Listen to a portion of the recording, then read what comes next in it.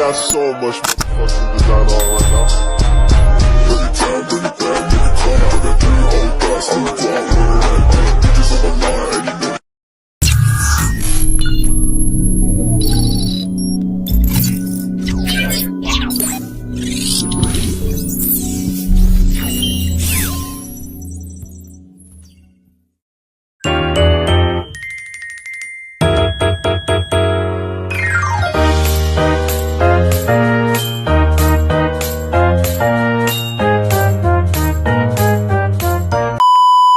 Halo semuanya, selamat datang di channel YouTube aku. Pernah gak sih kalian mikir, kenapa ya ada orang yang betah banget kerja di suatu perusahaan padahal gajinya biasa-biasa aja? Atau malah sebaliknya, gajinya gede banget tapi karyawannya bolak-balik resign karena stres? Nah, perkenalkan, aku Munadiatul Afaf dari Fakultas Psikologi Universitas Buana Perjuangan Karawang. Di video kali ini, kita bakal mengupas tuntas sesuatu yang krusial banget di dunia kerja, yaitu compensation and benefit. Tapi, tentu saja dari sudut pandang psikologi industri dan organisasi ya. Yuk kita bahas. Nah, sebelum masuk ke sisi psikologisnya, kita samakan dulu nih persepsinya. Apa sih compensation and benefit itu? Jadi, secara sederhana, kompensasi adalah semua imbalan yang diterima karyawan atas hasil kerjanya. Jadi, kompensasi ini dibagi menjadi dua jenis. Yang pertama, ada direct compensation atau kompensasi secara langsung. Nah, ini biasanya yang paling sering kita lihat, seperti gaji pokok, bonus bulanan, atau insentif proyek. Kalau ini biasanya bentuknya berupa uang tunai. Lalu yang kedua ada indirect compensation atau kompensasi tidak langsung. Nah, kalau yang ini biasanya bentuknya non tunai. Contohnya seperti asuransi kesehatan, fasilitas kendaraan, jatah cuti tahunan, sampai fasilitas gym atau ruang santai di kantor.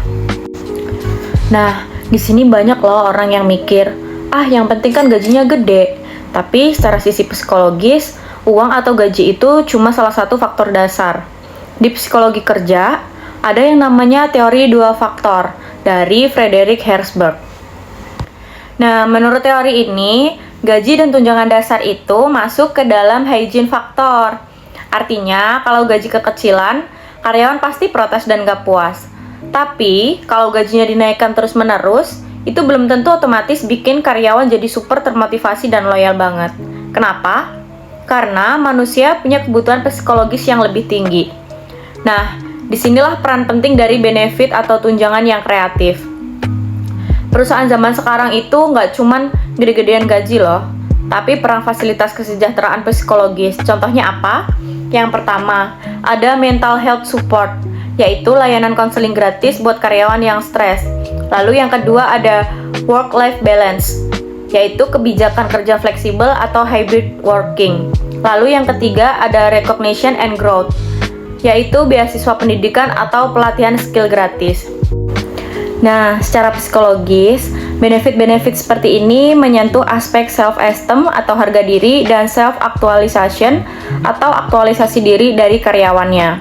Karyawan bakal merasa, wah, perusahaan ini nggak cuma manfaatin tenaga gue nih, tapi mereka peduli juga sama kesejahteraan hidup gue.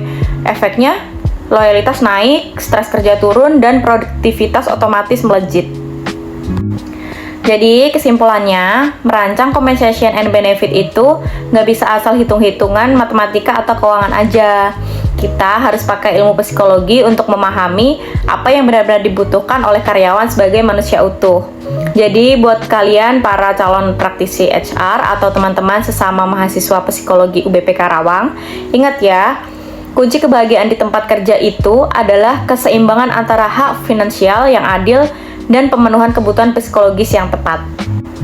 Nah, gimana menurut kalian? Lebih pilih gaji gede tapi stres, atau gaji cukup tapi benefitnya melimpah? Tulis di kolom komentar di bawah ini ya. Jangan lupa untuk like, share video ini ke teman-teman kalian. Dan pastinya subscribe channel ini. Terima kasih sudah menonton. Saya dari Fakultas Psikologi Universitas Buana Perjuangan Karawang, pamit undur diri. Stay healthy, stay positif, Dan sampai jumpa di video berikutnya. Dadah!